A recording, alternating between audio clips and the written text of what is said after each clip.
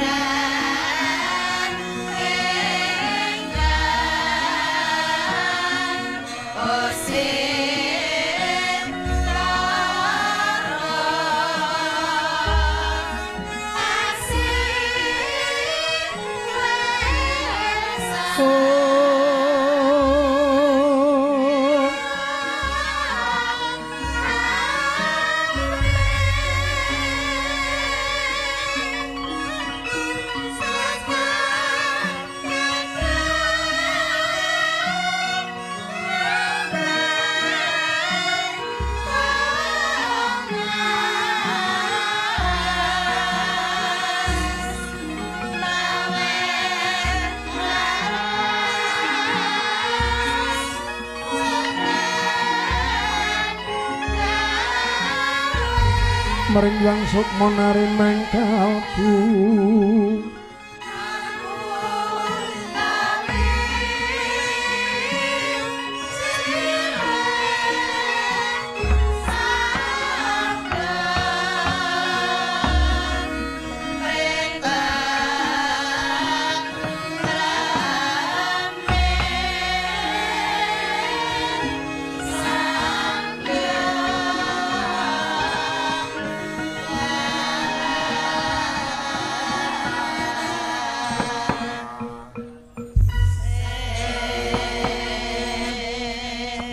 Sang Mahayogi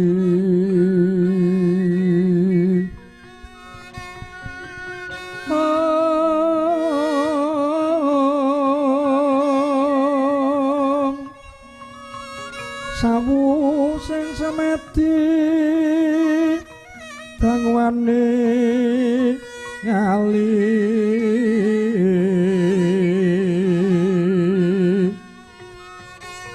mijile sasangka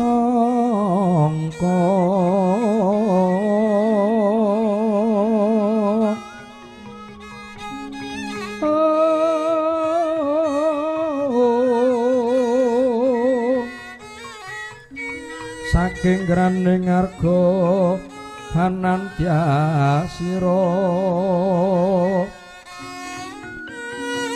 alon yen ngandika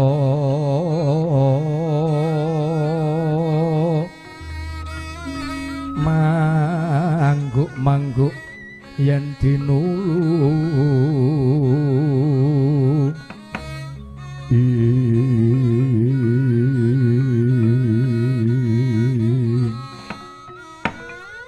Bong mangarcana sekaring bawuna langging cantrik Mati raga. Cekir lenteng kula wonten dawuh penembahan nimbale ngabdi kula pun cantrik Mati raga. Kowe tak leh jenengmu nganggo jeneng cantrik Mati raga merga biyen kowe wis ora iso geglawat. Sikilmu, tanganmu sakrandune awak ora iso obah. Yen cara tembung saiki kena diarani kowe setruk. Inggih. Mula diparapi kowe Mati raga. Aku sing iso ngusadani ingkang bisa maluyakake. Matur nuwun penembahan. Kula mboten badhe lali kalian paduka ing sampun ngusadani gerah kula. Iya, wis rampung nggonmu nyambut gawe. Ketingalipun sampun. Nggonmu leladi sampun cekap. Kula sampun ngladosaken nyamikan unjukan wedang kopi nggih sampun cemawis. Dahar menika sekul dipun wadahi wonten kerdus ugi sampun cumawis. Ya syukur. Luwih becik luwih apik yen ana sesuk-esuk dipinta. Inggih yen wonten. Yen ora ana ya wis ora apa-apa. Nggih, mangke kula tak golek utangan teng warung jaba mun mboten napa-napa. Mengko putuku ngger Irawan kula wonten dawuh Kanjeng Hyang. Kowe cumandha ana ing papan kene tak gulawentrah kowe tak pinterke cilik dadi gedhe temah kowe dewasa.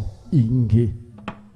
Ning tak sawang ing pasemon pirang-pirang dina iki glagatmu kok ora kaya padatan. Mbok menawa karep darbe atur apa matura ngger Irawan. Kasinggan mekaten du Kanjeng Hyang. Saderengipun kula matur lebadi agung pangaksami paduka. Ya ora dadi ngopo ngger matura. Kula namung badhe nyara widhekaken bilih ingkang wayah kula pun Irawan. Kula menika yoganipun sinten Kanjeng Hyang. Lah kok kowe takon bapa? Kok kowe takon bapak? Limrahipun yen tiyang gesang menika wonten ingkang nitahaken lantaranipun Rama kaliyan ibu. Iya. Kula menika yoganipun Kanjeng Ibu Palupi. Nanging kula dereng uninga Sudarma kula menika sinten Kanjeng Hyang. Hong mangarcana sekaring bawana langgeng. Kowe iku yogane ibumu Dewi Palupi. Dewi Palupi kuwi yogaku. Kowe ya putuku, kowe ya anakku.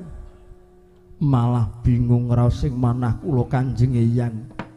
Lho kok bingung kepiye? Miderek pengendikanipun Kanjeng Hyang. Menawi kula menika wayahipun Kanjeng Hyang Begawan Jaya Wilapa. Lah iya kowe putuku. Nanging paduka ndikaken yen kula menika ugi putranipun Kanjeng Hyang. Ya kowe ya putu ya anak putu ngono, anak putu. Menawi ngaten menapa estu Kanjeng Ibu Dewi Palupi menika dipun garwa dening Kanjeng Hyang. Ya ora mosok bapak kok mertengi karo anake dhewe. Ya ora ngger dudu.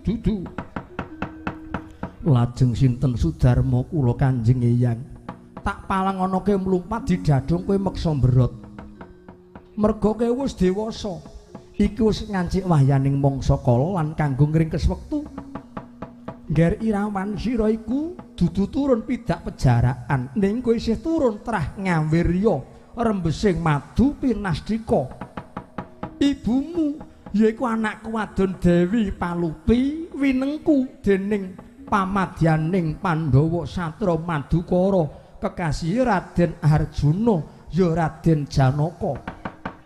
Janaka ya Arjuna iku kalebu pitataning jalma-jalma ingkang pinilih dadi lancuring jagat. Kuwi Sudarmamu ngger Irawan.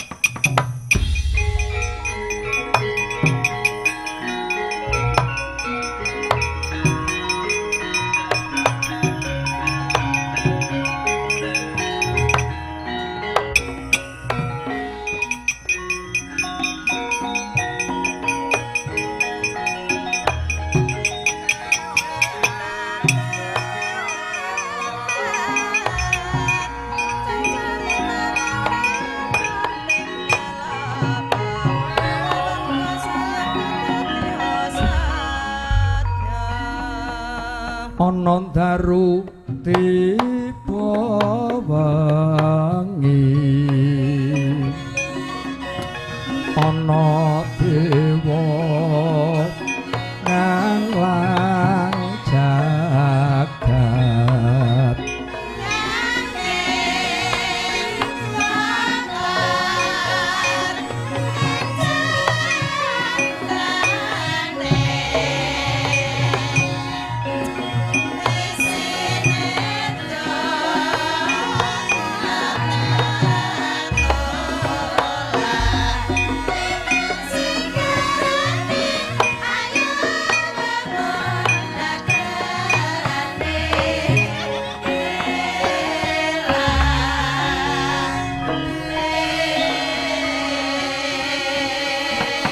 sakwise kowe tak meneh ngerti kok rada cingak atimu karepmu apa ngger Irawan menawi kados ngaten kula nyuwun pamit Kanjeng Hyang karepmu kula kepengin angupaya sudarma kula sowan dhateng kasatriyan Madukara kuwi apik kuwi becik ning kurang prayoga menapa sebabipun Kanjeng Hyang eling yo ngger iki dina apa iki dina tumpak jenar utawa dina setupaing ila-ila duni tumrap wong tanah Jawa sing isih percaya lan duwe pathokan utawa paugeran tanggale sura iku taun Daltugi dinane Setu Legi mongko iki tiba dina setupaing inggih wong sing ngerti ora kena kanggo lelungan adoh mbayar pekarangan tuku pit montor apa meneh kok lungan adoh ora kena ngger aja mesti ana rubedane mboten Kanjeng Hyang kula namung kepengin ngupati Kanjeng Rama kula kepengin ngetingalaken dharma bekti kula ya kena ning sesuk tak golekke dina sing apik dina sing becik supaya sing ditekani rasane ya seneng atimu ya bungah sesuk yen ana dina Sukra Palguna yen ana dina Sukra Palguna Sukra Palguna menika menapa penemban? Sukra kuwi jemuah Palguna kuwi tegese pon. Tegese dina jemuah pon golek ana Sudarmamu Janaka. Mboten Kanjeng Hyang paripaksa dinten menika. Iki dina sing ora becik. Metune tanggal 1 Sura taun Daltugi. Nadyan pasarane beda ning isih keserempet dina tumpak utawa dina Setu. Tumrap wong sing ngerti pitung mesti ana rubedane paripaksa dinten menika kula nyuwun pamit kepareng boten kepareng kula nyuwun pamit badhe sowan dhateng Madukara Kanjeng Hyang aduh putuku ngeri rawan putuku rawan aduh Gusti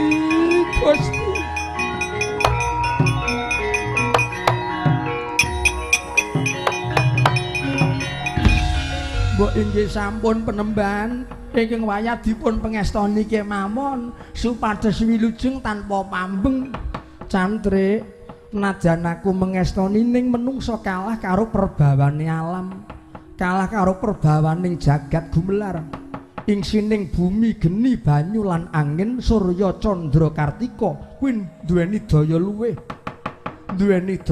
daya kemanden yen putuku Irawan kok nerajang jangkaning alam jangkaning jagat mesti ana sukerta mesti ana rubeda ingkang tumempuh lajeng keparingipun paduka dos pundi penemban tak awat-awatane cantrik aku ora bakal negake playune putuku Irawan ngger nang dilakumu tak tutke laku jantrane pone yang ngger Irawan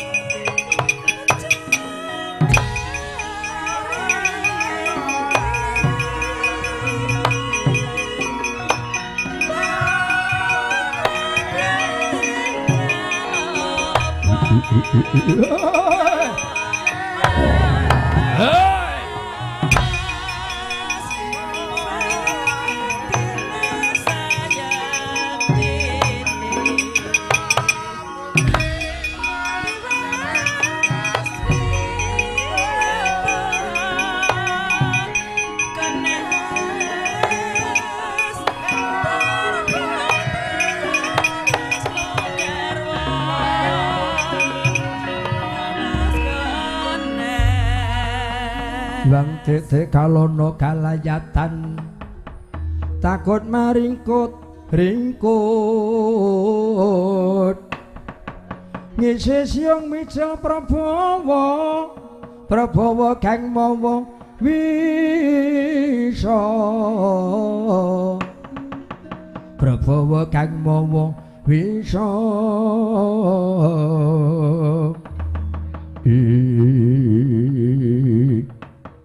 Tobat Duh sinuwun Prabu kala Srenggi paduka menika kok oncat saking negaring Guwa Barong menika badhe tindak dhateng pundi suaramu kok kaya suarane sinden pituruh tobat menika ngabdi kula pun mban layar mega ngabdi kula mban sepet madu kok dipun padhake sinden pituruh wonge umure wis sepuh ning wonge kok ayu suarane halus malah ayune ngungkuli bintang tamu tobat menawa paduka menika kok mboten priksa tak rewangi aku ling jagung tetenguk cedhak karo dalang menika rak pameripun supados ketingal yen kula menika mangke dipun anggep bintang tamu Biyung ngemban kacarita miturut tembunge Togo karo Bilung aku iku yogane sawarga Rama Prabu Jata Gimbal lan ibuku Dewi Jata Gini kasinggan mekaten biyen sedane Kanjeng Rama ku sing mateni Janaka rikala jaman lakon Kuntul Wilanten inggih leres mekaten sinuwun keparang paduka aku bakal mbudidaya ngudi tuwuh males sedane Sudarmaku Biyung ngemban aku arep goleki Janaka lah menapa sampun priksa Janaka menika kados menapa wujudipun aturi Togog Janaka ku yen bocah nom wujude bagus tanpa cacat mongko manter tejane nyodo lanang ya kuwi Janaka kepareng paduka Sinu Prabu kala Srenggi tak rewangi munggah gunung mudhun jurang aku bakal ngambah one ngakasa kekemul mendung kaling-kalingan mega tak goleki bocah nom-noman sing jenengane Janaka Tutna Biyung ngemban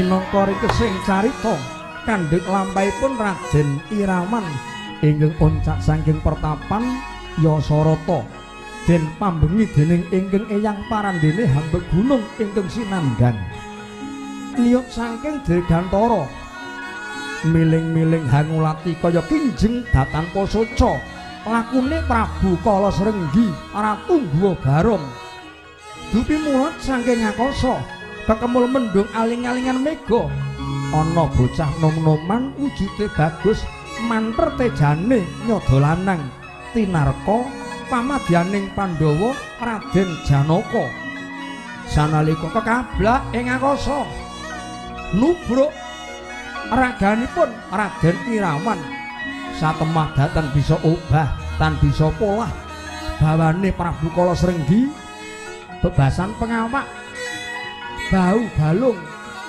sentosa jiwa ragane pramila Raden Irawan katubruk dening yaksa wentisipun kiwa lan tengen saklangkung ageng mila makep-makep boten saged ebah boten saged polah danguning dangu hanggung paringuten Prabu kala Srenggi tinarka iku Raden Janaka ingkang nyedani Prabu Jata Gimbal den gigit jangganipun tugel Sirna Margalayu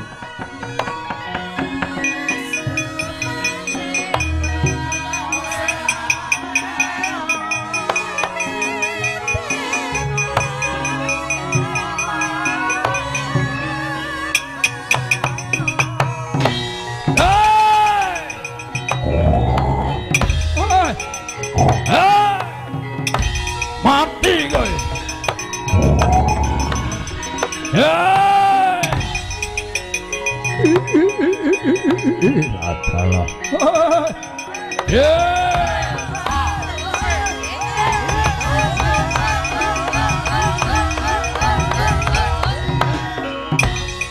aduh putuku ger putuku kawan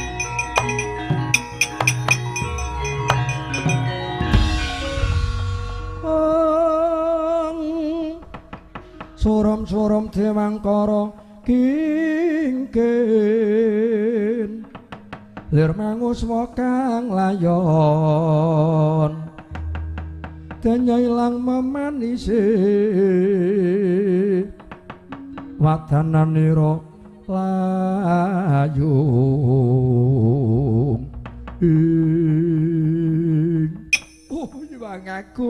Nyuwang Agung kowe dikandhani karo mbahmu ki sing wong wis gerang marem ngrasake gempalaning jagat kowe ora percaya Ngger Irawan iki dina tumpak jenar dina setupaing kok kowe lungan adoh tundhone nuwahke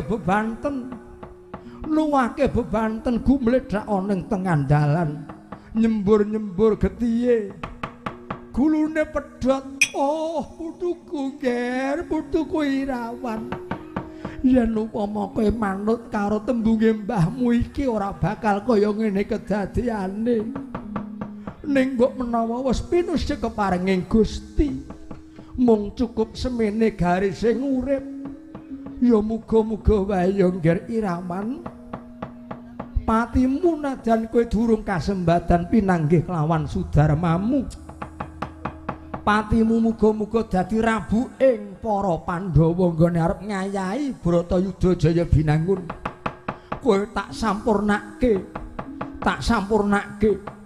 dumadine menungsa rong perkara lair lan batin raga lan sukma ragane Irawan dumadine bumi geni banyu lan angin muga-muga bali sak sela selane ngasela sukma jati ya jatining urip ya Sang Nur Muhammad bisa antuk swarga minulya manjing nur kestuba mulya tinampa ing kelanggengan Ngger Irawan